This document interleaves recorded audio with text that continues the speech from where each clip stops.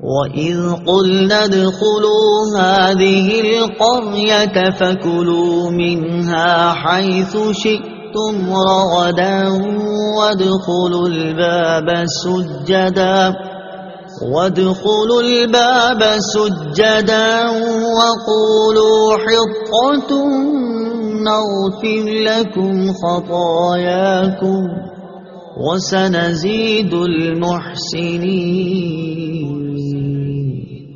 ترجمہ: اور جب ہم نے انہیں کہا کہ اس شہر میں داخل ہو جاؤ، پھر اس میں جہاں چاہو بے روک ٹوک کھاؤ، اور دروازے میں سجدہ کرتے داخل ہونا اور کہتے رہنا ہمارے گناہ معاف ہوں، ہم تمہاری خطائیں بخش دیں گے، اور ان قریب ہم نیکی کرنے والوں کو اور زیادہ عطا فرمائیں گے۔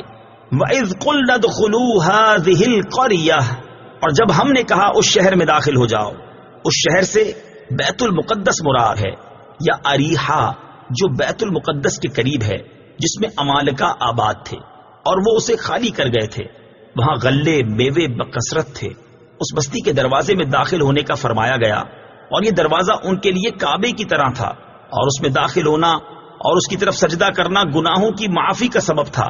بنی اسرائیل کو حکم یہ تھا کہ دروازے میں سجدہ کرتے ہوئے داخل ہوں اور زبان سے حطۃ کہتے جائیں۔ یہ کلمہ استغفار تھا۔